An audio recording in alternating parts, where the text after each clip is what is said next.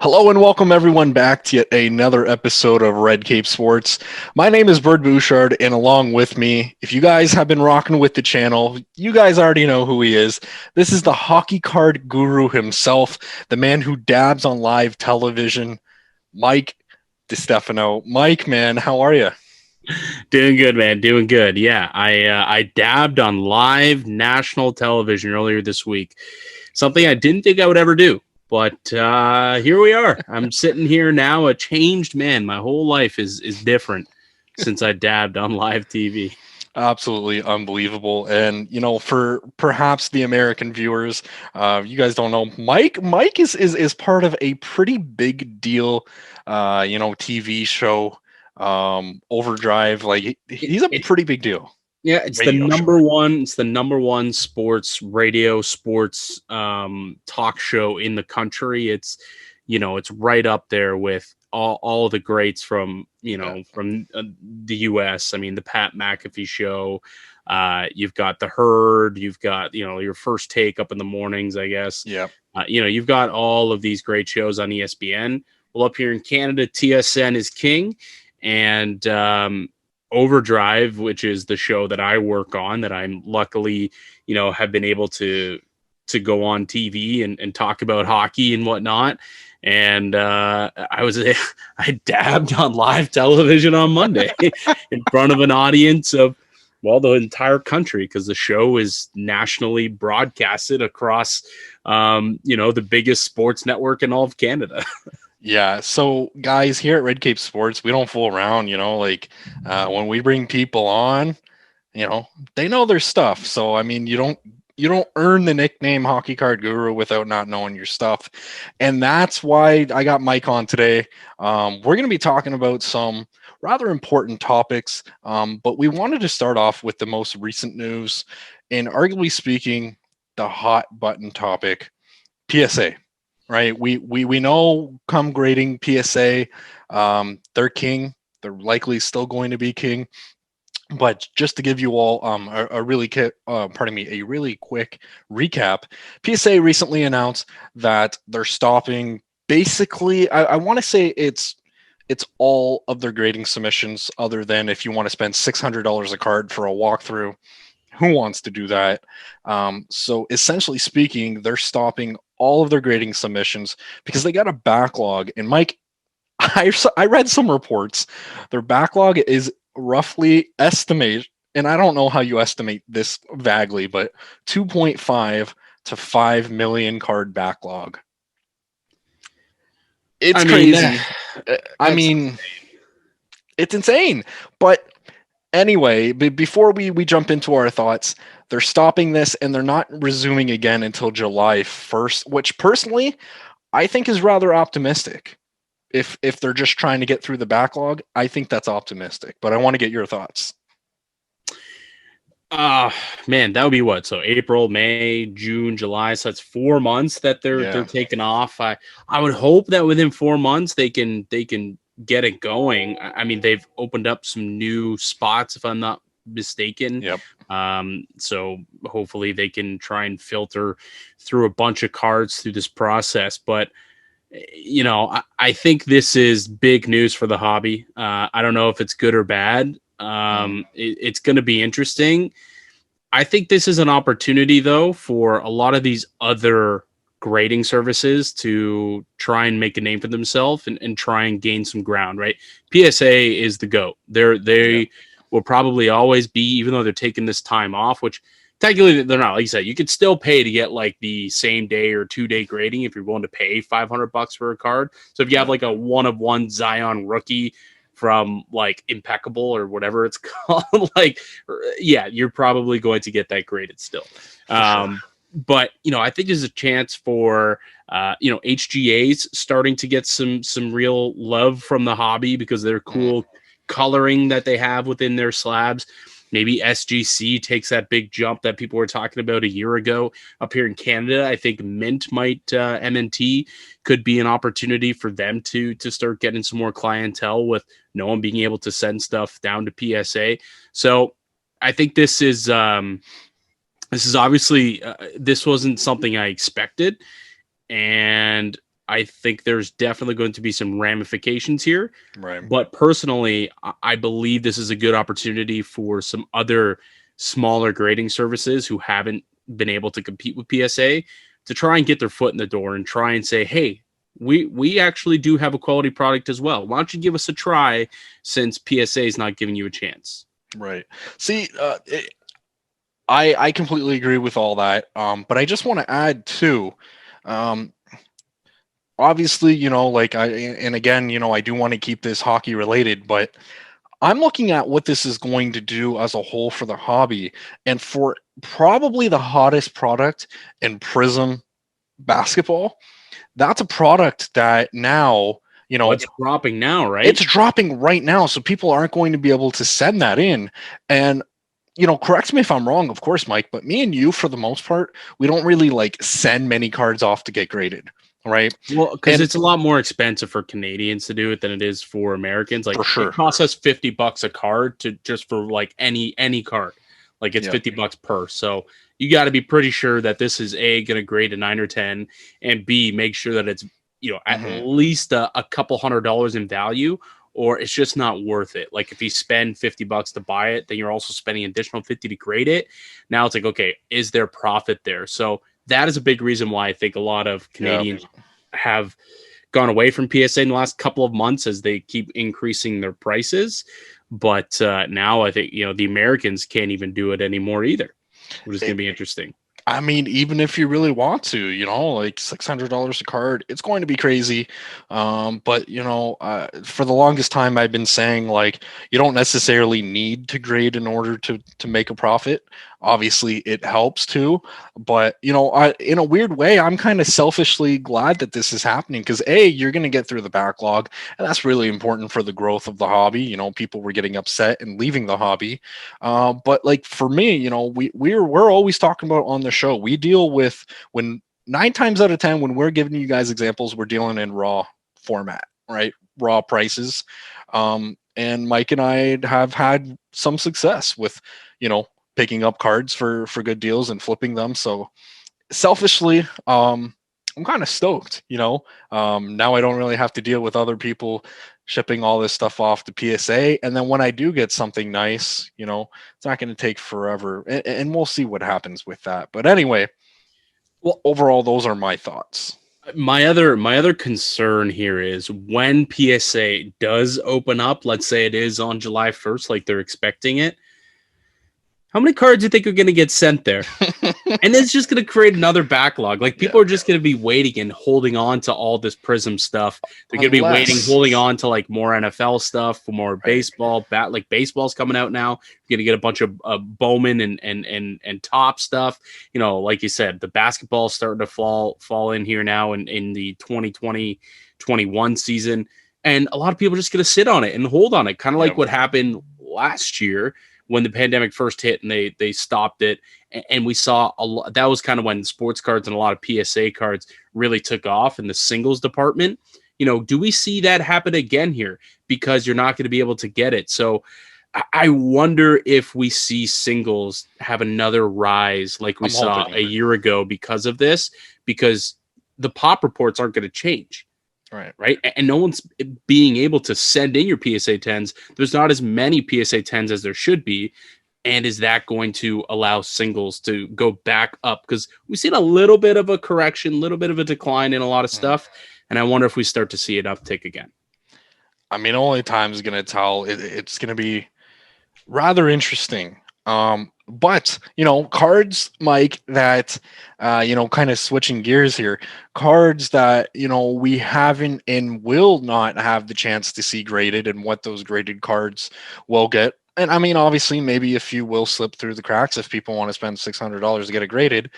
But I'm leaning towards Series 2. That's where I'm getting with this. Series 2 dropped, what was it, a week or two ago, max? Last Wednesday. Yeah, like last Wednesday, as of this recording, we're Wednesday as well, so a week ago. And that's exactly what I want to do. I kind of wanted to get your thoughts and feels on it. Obviously, Series 1, you had the big chase card, which was Alexi Lafreniere.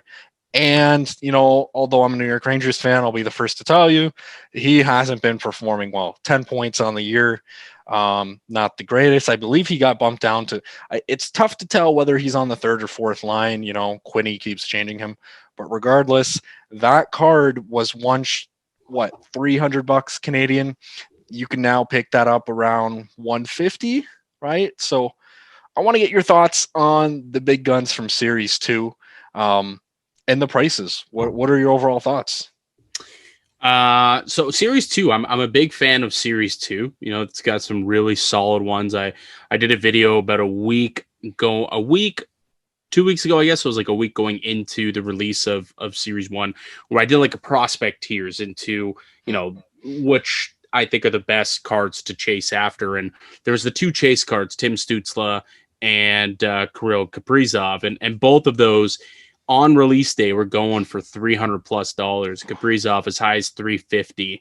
And then there was another solid subgroup after that of Romanov, of Dylan Cousins, and Nils Hoglander. And I think Sorokin entered that by the time it came. I had him in a different category, but I think Sorokin ended up getting into that second subgroup where they were fetching like more than $50 for the raw young gun, right? It was anywhere from 60 to 100 for those guys on release day. Interestingly enough, though, and this always happens, we always see cards decline. I can't remember seeing a rapid decline like we have with these young guns. Like even Alexis Lafreniere, it took a few weeks for that card to decline. Even though he wasn't come, and then it didn't come, and then it kept going down and down and down and down slightly, but it took a couple of weeks for that to happen, even like a couple of months really, and it still is sitting around $200 Canadian at this point, and he's not performing at all. But for whatever reason in Series 2, there wasn't that much leeway, and now people aren't paying those $300 price tags that we saw on release day, and it's quickly being cut down almost in half.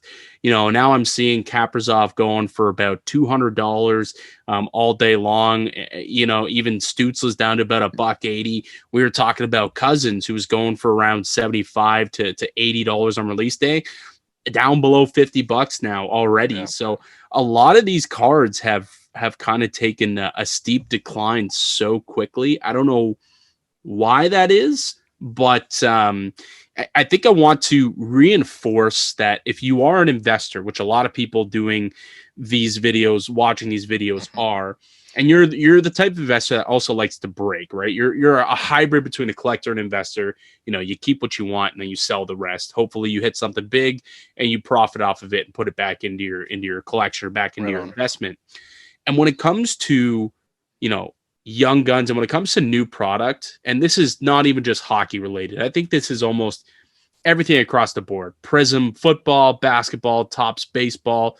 Release day is the best day to buy the product because it's typically the cheapest, right? You pre-order your box, your hobby box, you pre-order it from your local store, or you pre-order it online, and you go and you get it for basically the MSRP price. And then you open it up and you hope for the best, right? You hope you get the top young guns. And if you get the top rookie, you get the top young gun, it's usually, unless they end up popping off years later. I mean, now you look at, what Matthews, Marner, McDavid, and all these stars are going for. But for most of these guys, usually release day is the best day to sell these cards because that's what they're going for the most, right? And that's what we're seeing with these guys. So like Cousins and Stützle and Romanov, even Hoglander, we saw Lafreniere going for $450 on release day. Crazy stuff. Exactly. So I think that's a lesson to like you investors / collector hybrids out there, that if you are looking to bust open some products and sell the ones that you don't want, or the ones that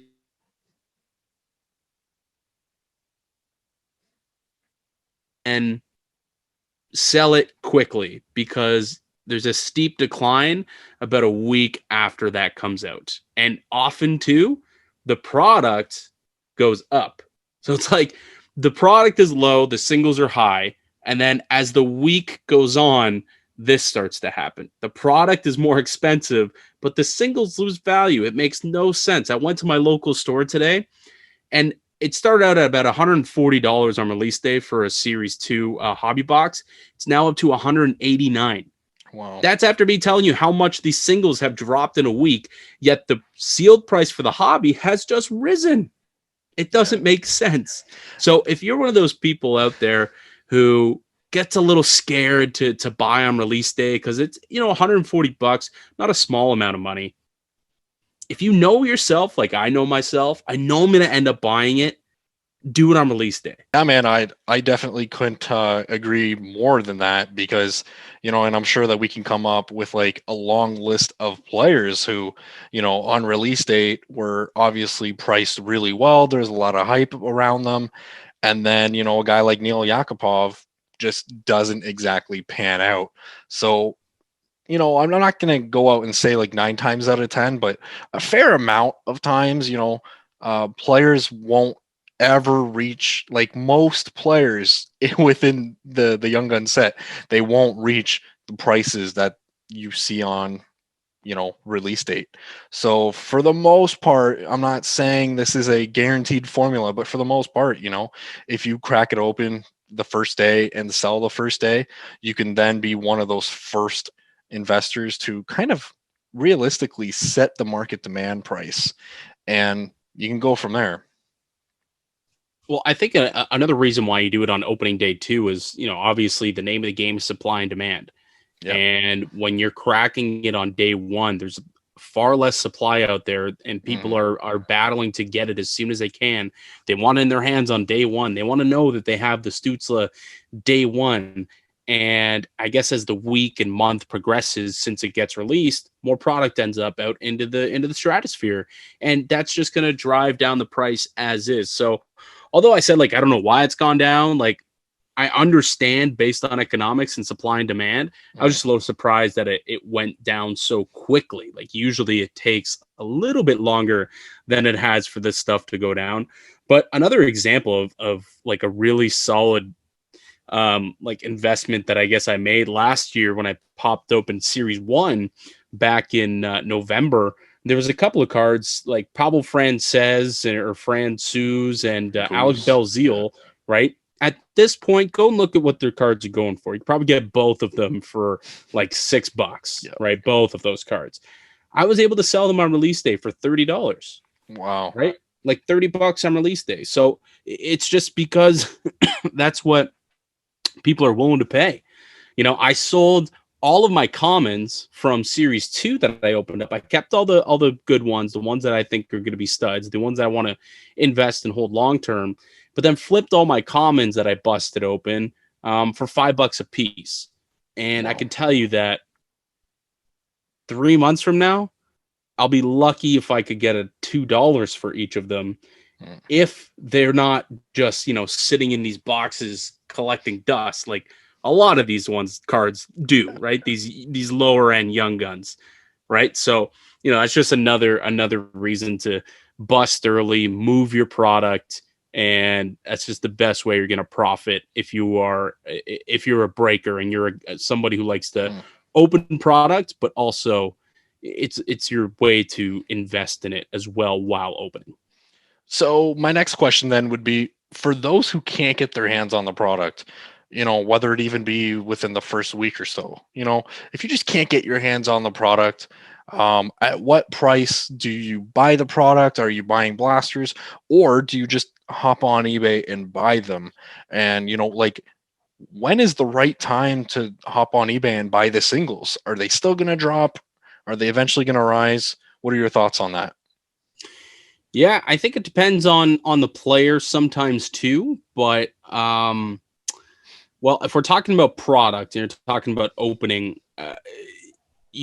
like I said, I think you got to get in ahead of time and pre-order your product. If you wait, it's going to go up, and it's going to keep going up, and it's the values of the cards go down. So if you don't get this stuff pretty early on, sometimes it's not even worth worth getting. And if you're just chasing for some certain cards, some certain young guns that you want to invest in, you're better off doing the singles rate. And at that point, wait, because you don't want to do it on release day again, because you'll end up paying $30 for a Belzile and a Francouz, where 6 months later they're sitting in the $2 bin, right? So you want to wait a little bit for those guys. However, there are some examples where maybe a rookie card isn't expected to perform very well, and then all of a sudden, that card is actually more money 6 months from now. I can think of two from Series 1 that were considered commons that were kind of, $5, $7 cards that are now up in the 20s and 30s. Can you guess who they are by chance? Drawing a blank. Washington's goalie. I believe he was Series 1. Actually, he would be up there as well. I wasn't thinking him, but yeah, Vitek Vanacek. Vanacek, right. I was thinking Samsonov, but it's not Samsonov. Well, I guess it is. Well, he is, but you know what I mean. From Series 1, definitely not Alexei. Hasn't performed. He's gone down. So he's somebody who you did not want to buy on release day, and now is somewhat turning into a bit of a buy. Now that he's under $200, if you still believe that Alexei, how about my boy Philip Kurashev? See, that's an interesting one. There's one. Yep. But the two that I was thinking of is Jason Robertson of the Dallas Stars. Right now he's second behind Kirill Kaprizov for the rookie scoring lead. And man, this kid's playing unreal. He's hot. He could pass Kaprizov. He's a real good player. Yep. I was picking this guy up for $5 all day when this product got released, right? Yep. Within like the 2 weeks of it being released. Josh Norris, another one of the Ottawa Senators. Yep. And now both of those are up $20, $25, $30 in that range. So there are some examples, obviously, of some cards that, are going to go up that you didn't really expect for them to perform the way that they did. Right. But for the most part, you're usually best off selling off a lot of your stuff on opening day. Mm-hmm. So focusing on Series 2, this is probably my favorite part of the segment of the episode. We got to do it because a lot of commenters are going to go, well, who's priced too high, who's priced just right, and who's undervalued. So, typically we like to play buy, sell, and hold, but we're not even going to do it. I just want to have a common discussion of who we believe is priced right, priced too high, and undervalued. Because obviously the two big cards in Kaprizov and Stützle, those are obviously the two big chase cards. But like you said, they came down in value. So for all our watchers or even listeners out there, how do they know when's a good time to pick it up, or is it already a great time to pick it up? That's a great question, and I wish I had a crystal ball and I could tell you a definitive answer to that. Of course. But I think now $300 to me was lunacy anyways. Like on release day, it was crazy. Now that they've both gotten into the $200, $180 range, we're getting there.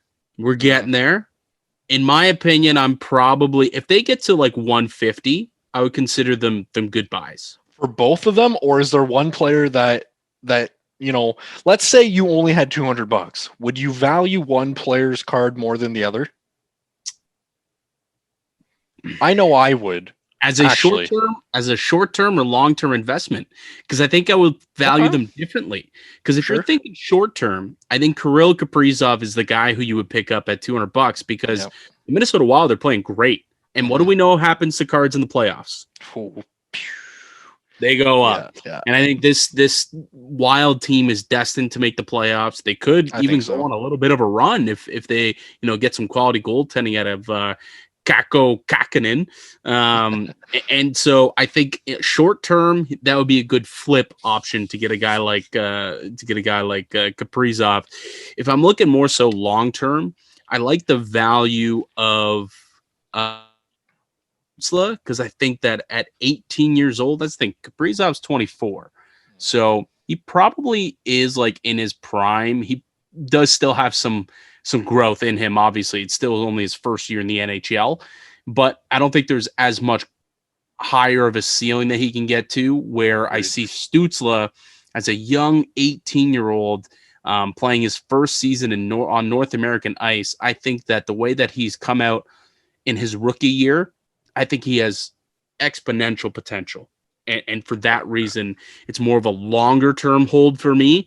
But Stützle's a guy who Ottawa I don't think is going to make the playoffs.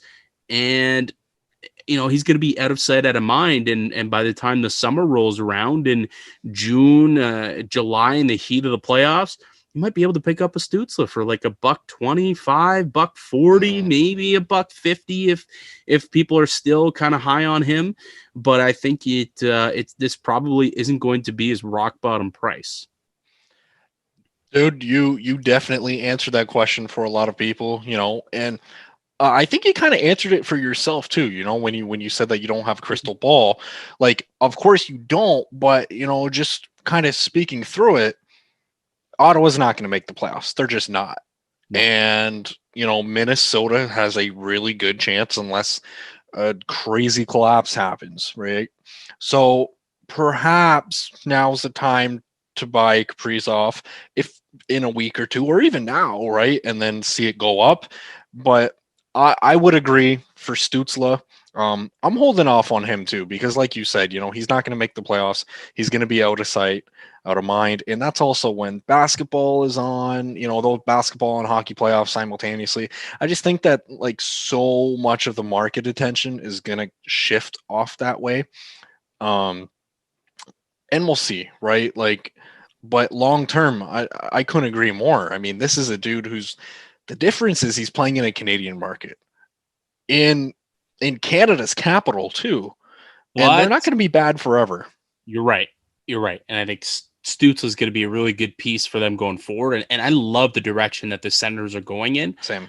Really, I do. I think they're going to be a good team for a while. And it may be as early as next year, the year after, that they'll certainly be in like playoff contention. Now, you mentioned the fact that he plays for Ottawa, the nation's capital. It's a good, it's a Canadian market. Minnesota is a great American market. I And couldn't that's agree what more. worries I me. couldn't agree more. And I've said that in numerous other streams and podcasts and things like that. Um, I it's do really just tough to weigh them. I just don't know, like outside of Minnesota, how big are they? And that's what I'm getting at, right? Like, I at least when you're playing, and I don't know how long they're going to continue this North Division of Canadian teams playing Canadian teams, I but think it's done after this year.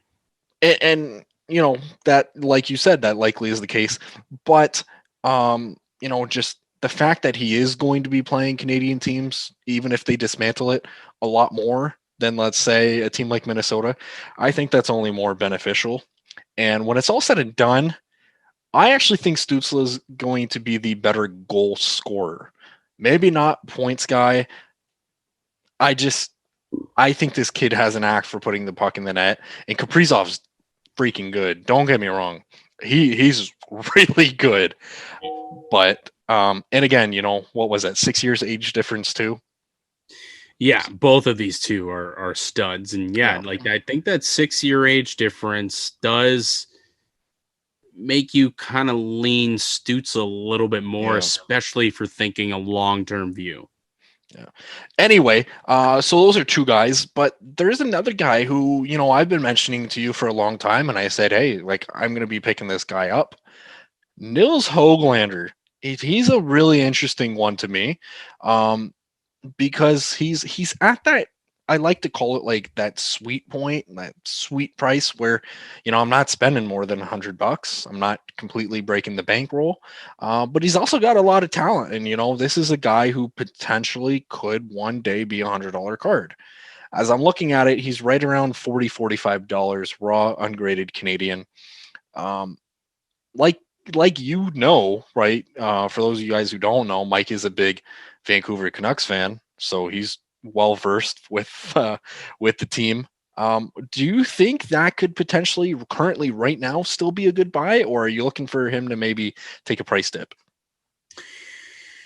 I'm taking a look at his prices right now. I just hopped on machine looking at sold listings ended recently. So I just want to see exactly what we're looking at here when it comes to his up-to-date prices, and a little bit all over the place, to be honest with you. Like his Yeah. last two have sold for like the low 30s, like $32, Wow. $31 in his last two sold.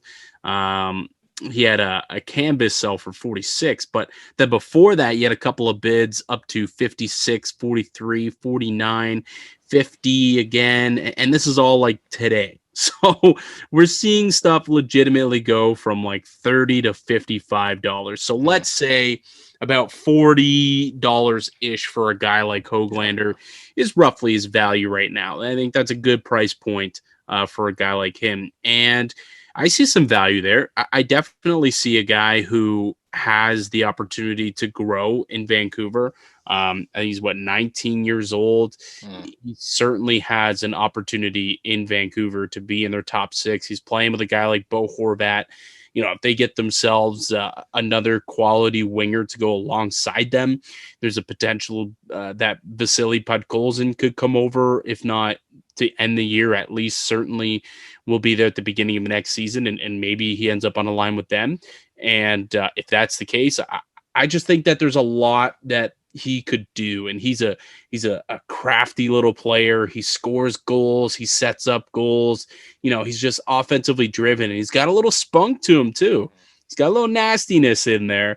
I like him as a player. I think he'll be kind of a fan favorite. It's a terrific market in Vancouver. And kind of for those reasons, I mean, I could see this thing getting up to, if he turns into like a 25, 30 goal scorer, like I'm projecting, I think I could see this card reaching in the like 70, $75 range. So if you're picking them up at $40, Not I bad. mean, you're almost doubling your money. Hmm. And Yeah. I mean, this is a guy who he's done the quote unquote Sveshnikov, the what do you want to call it? Michigan. The lacrosse goal, the M word goal. I'm not going to say it Oh, because I'm a you Buckeye Ohio fan. State. Oh my God. But anyway, he's done highlight reel goals, and I'm not saying he's going to do it at the NHL level, but as we all know, go look up the dates that Sveshnikov pulled off those goals and what happened 48 hours or less afterwards. So again, I'm not saying he's going to do it. He has come out in interviews and said I'm not going to try to do it. He is going to do it. So he confirmed that he will get it done. Obviously, there's a lot of talk, but even if he doesn't get it done, to me, oh man, it's spilling out confidence, and that's what I like in a player. So for me, even at $40, I'm personally going to be picking him up. But that's just me. People come for you, the hockey card guru. Mike, who are you picking up from Series 2 that's not named Stutzla or Kaprizov or even Hoglander in this case? Series two, right now, like there's a couple of guys that I like. I want to see what the exact price is on Ilya Sorokin. That is the name that I'm kind of interested Around in right 20, now. I want to say $20. I looked at it like 3 hours ago. A little more than that. So I'm seeing 30. So about the Mhm. same price. And 30, I think, is still a buy. I still think that's a buy. Again, these prices are still all over the place because it's still such a relatively new product. You get some people in a bidding war. I see that all the way from like 26 to 40 to Right. um, 36, 32. Yeah, it's just all over the place. But it's looking like roughly like early 30s, low Sure. 30s, I guess, for an Ilya Sorokin. And man, this dude is off to a heck of a start out on the island. And under Barry Trotz, Islanders goalies have just produced. Like they've just put up stupid numbers, and Sorokin is doing the same. And the defense. I mean, It, I get what you're saying though. Yeah. as a young goaltender who still has at least a decade left in his career, like he's 25, so you do need to Mhm. factor in that he's older. But goaltenders tend to not break out until they're a little bit older. So I mean, he's Yep. somebody. And we've seen these Russian goaltenders as of late come Oh, over to the NHL and just dominate, right? mhm. Vasilevsky, Shesterkin. Yep. Now you see Sorokin coming in. Ilya Samsonov out in Washington had a heck of a season last year. Mhm. Hit the COVID bug this year, and it's been a little up and I think is a solid goaltender. I think at $30, that's a pretty good buy. Like when you consider that Shesterkin was going for about 60 himself last year. No, he got higher. He got up to 80. Right. So I Yeah. think that Sorokin definitely can get there, especially since the Islanders are going to make the playoffs. The issue that I have with it, though, Oh, okay. is the fact that he's not like the solidified number one. Like they've got Varlamov there, who is Hmm. also a Vesna caliber goalie, and they're like splitting starts. Yep. And he's got term, I believe, on his deal. I think he's got 2 years left on his contract, if I'm not mistaken. Sure. So unless they can move that somehow, I'm not so sure that Sorokin ends up like becoming this uber star for another couple of years, unless he somehow steals the net and they find somewhere else for Varlamov to go, which is very possible to do. I think it's on a modest like $4.5 million contract. There's probably a couple of teams out there that would Mm. love to have Varlamov. So that is the one thing that I would caution on him is the fact that he's not, an every night starter yet. And it's not skill based, it's just team Right. dependent, right? So that's the only caution on him. Mm. Well, like you said, for me, your words that I couldn't agree more with. He's got about a decade left. Obviously, if he doesn't perform, that's not going to happen. But if he does perform like we both expect him to, obviously he was a very high draft pick. But like if he performs, like honestly, I don't see why the Islanders can't win that division.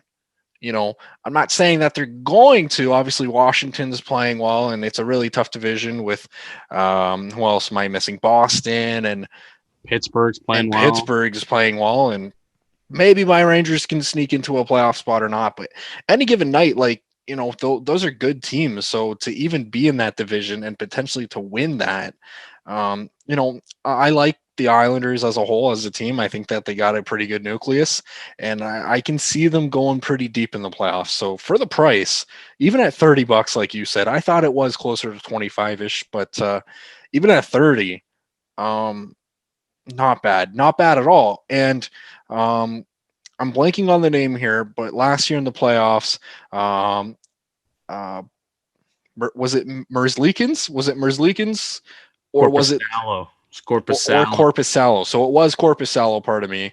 And obviously that was a crazy performance. Would he have like 60 plus saves? 85? 85. Yeah, it was nuts, right? Like quadruple overtime. And again, I'm not saying that those moments are going to happen, but if you make a few 35 plus save nights, if you even make a run, and if you're the man, your card will go up in price. So for 30, I'm not saying that you're going to double, but it could probably go up to 50 even. Well, Corpusalo, like he's that token guy who, before the playoffs, you could pick his card up for $2. Like he was sitting in the $2 bin, Mhm. and then he had a pretty good series against the Leafs, eliminated the Leafs, and that card went up to about, I think, like $20-$30 maybe at its height.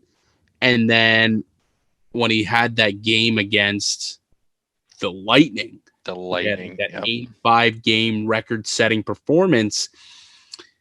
It shot up to like $80. And it Yeah. was like, for Corpus, like he's on a run. I get it. Like that was when I was like, sell, people, sell, sell, sell. Yeah. And now I think you could pick his card back up again for like $5 or $10. So Yeah. So again, guys, I'm not saying pick them up and bank on that to happen. I just like to point out things like that. So just to get you all thinking, like if the price is right and if there's things going for someone, it's likely a pretty good buy. But anyway, anyone else that you're picking up or that you have your eyes on that you think could be a good buy, or conversely, anyone else that you think is just too high right now? Too high. I think Pia Suter's a little high. Seeing him going for about $30.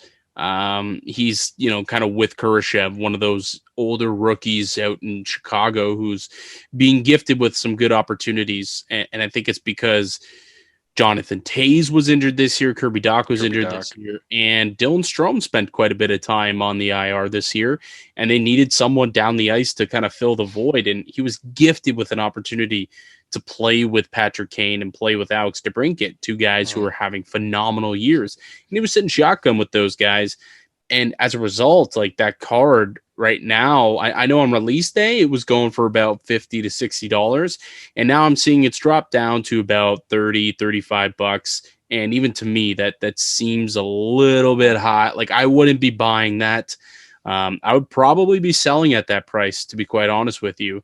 I opened up half a case and actually didn't pull a Pia Suter, but he would be one of the guys who I wouldn't be keen on holding on to, because I think he just has a lot of opportunity right now that I just don't think he's going to have in the future. Fair enough. I can't really think of anyone else that's really like jumping off. I mean, obviously Dylan Cousins. Actually, Dylan Cousins. That is a guy who, before I hit the record button, we're kind of on opposite ends of the spectrum here.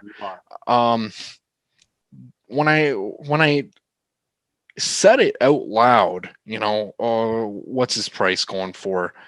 40 some odd bucks, 40 bucks. He's in the same range, low, like 35-ish, 35 to 40 bucks. Okay. 30, see, to me, 30's slightly different, but I did see some sell for 40-ish, 45 even.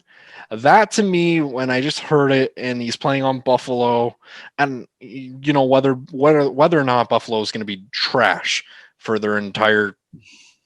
my entire lifetime, basically. Gotta win tonight. They gotta win tonight, but it's going to end tomorrow because they're playing my New York Rangers. Right. But anyway, with that being said, they're trash. They lost 18 straight. And like Dylan Cousins, he's a hell of a hockey player. I'm not taking that away from him. It's just tough for me to justify that price when you can compare him to some other card prices. And it's not to say, oh, well, he's half the player of this player. It's not to say that at all. It's just the market that he's in and the team that he's in. Like, you think of the Buffalo Sabres, you're not thinking of even playoff contention teams. And that's literally been the case for 2 decades now. So personally, I think that's slightly too high. And I understand his talent and I understand his upside. I just think it's a little bit high. For me, I look at a $45 ticket on Dylan Cousins, and to me, it's a hold. Like, if we're going to go, the buy, sell, hold factor, sure, it's a hold to me. I don't know if I'm buying at 45, only because I would agree with that. It's the Stützle factor where they're not going to make the playoffs. They're out of it. Yeah. And out of sight, out of mind, you might be able to sneak in and pick one up, for $30 or maybe even like lower than that. Probably not. I would say probably in the $30 range is as low as he would get. At least, for this year, while it's still a fresh product. I think that would probably be a good price point to get him at as the off season nears, or in the middle of the playoffs when no one's thinking about him. But I think long term, I think he's a good investment. I think he's going to be a terrific hockey player. Sure. You saw what he did at the World Juniors. He was unbelievable. Like, him and Zegras were just unreal. I think he had 16 points in 7 games. One of the greatest shots I've seen from an 18, 19-year-old kid in a long time. Yeah, so like, I think Cousins is going to be a beast, and it's just not Buffalo's year. It really isn't. We'll see what ends up happening with Eichel. But if Eichel leaves, he becomes the man. He becomes the guy in Buffalo. Like, he's their new number 1 de facto centerman. And Hall could leave. Yeah. Well, Hall's... He's basically gone. He's checked out. He's got a foot half the door. But, him and Sammy Reinhart might be able to get shotgun together, or if they end up retooling or doing whatever they end up doing, But I personally believe that Dylan Cousins is going to be a really good hockey player. He's going to put up points. He's going to score goals. He's going to be a reliable two-way type player. I really like him as a player, and I like him as an investment. And I would not be shocked to see that card, go way beyond that $45 price point that he's sitting at right now. Right. But so I'm definitely not selling. Definitely not selling. So again, I'm not saying that card can't get to that. I'm just saying right now at this particular time, it's crazy. And I say that because I think of a guy who I've mentioned numerous times, and I've been even buying on my own, in Dylan Larkin. Dylan Larkin has the talent. Dylan Larkin is, in my opinion, an exceptional talent. But just playing on that terrible Detroit Red Wings team, his card actually dropped. And I was picking them up quite cheap, and they were dropping on me, and I'm like, what do I do with this guy? Right? Is Detroit really going to be bad for this long?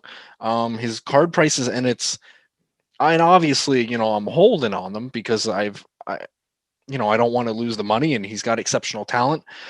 So again, I do think that his card could definitely skyrocket. I was just a bit amazed at right now, this particular date and time, basically April 1st, let's call it. How is that the price? But to each their own, right? Well, I think it's the price because the product got released a week ago. Yeah, that too, right? So that's another reason why. Do you think it'll go down more? Because if it goes down more, I'm going to be buying him. That's why it's a hold for me, right? I definitely could see this card most likely going down. I wouldn't be shocked if you could pick him up in the offseason for about $30. And at that point, I think it's a decent buy. To me, right? To me, I think that he can be, and your Larkin example is actually kind of a perfect one where you can say all these things. I think he's going to be a great player. He's got a great shot. He could score goals. He's a leader, good two-way guy. And at the end of the day, if the team's not successful, it's very possible that he doesn't, collect. He doesn't garner the interest from investors and collectors, and maybe that he has the tools to be a good hockey player. But for whatever reason, people don't want to pay money for that card because the team isn't successful. And you're right, that could definitely be the case, and that's kind of the crapshoot when you're investing in sports cards, right? It's not always in your control. It's not always about what the player does. Sometimes it does link and have ties to team success, which you can't really predict 2, 3, 4 years from now. Exactly, right? So like we said too, right? And I mean, not to switch things too much, but right now Ottawa, they're not great. There's a few times where even your Vancouver Canucks put up 7, 8, 9 goals, I even believe, at one point throughout the season. But if you're watching this in the year, let's say 2024, 2025, Ottawa could potentially be a really good team. Yeah. So you never know. Anyways, guys, that's going to do it for this particular episode of Red Cape Sports. Mike, go ahead and plug everything else that you have going. And yeah, that's go ahead and plug it up, man. All right. Well, you can check me out on my YouTube channel, Canadian Card Collecting, where I post a bunch of stuff related to hockey cards. So if you're a hockey card collector or investor, my channel is a good spot to basically these conversations that we have with Bird. I have these with him all the time. I'll have, videos talking about other assortment of things, talk about investment tips, talk about what's going on in the market, discuss, we'll do some openings. I just ripped open a whole bunch of series 2, so I'll be gradually releasing those box breaks throughout the next couple of weeks. Cool. You can also follow me on Twitter as well at Mickey_Canuck. So check out the YouTube channel, check out the Twitter, and if you're a Maple Leafs fan, I do have a daily Maple Leafs podcast, Locked On Leafs. So check that out as well. Yep. And if you're the Timmy's employee watching this or listening to it, shout out to you. And last thing, just to end this episode, crazy story. I literally went through the Timmy's drive through at like midnight last night with my wife. And, I was just hearing some sports conversation and wasn't really trying to eavesdrop. And then I heard a really familiar, beautiful voice. And I was like, I think that's Mike. And I was listening and, I was like, whoa, whoa, whoa. Is that me? Is that me? And it was me. So anyway, the Timmy's employee was listening to I'm not sure whether or not like how old the podcast was or whatever. Obviously, I was there in the time that he made my iced coffee. And he did say it was the guy from Locked On Leafs and someone else. So whatever that was, it was super cool. But I promise you, it was my voice in there too. So super cool. Anyways, guys, thank you all so much for watching. Definitely go check out Mike's channel, Canadian Card Collecting. If you guys have made it this far in the video, definitely go ahead and smash the like button. And let's be real, guys. If you haven't already done so, hit the subscribe button. You can see more of Mike. So, anyways, guys, take care. That's going to do it. Till next time.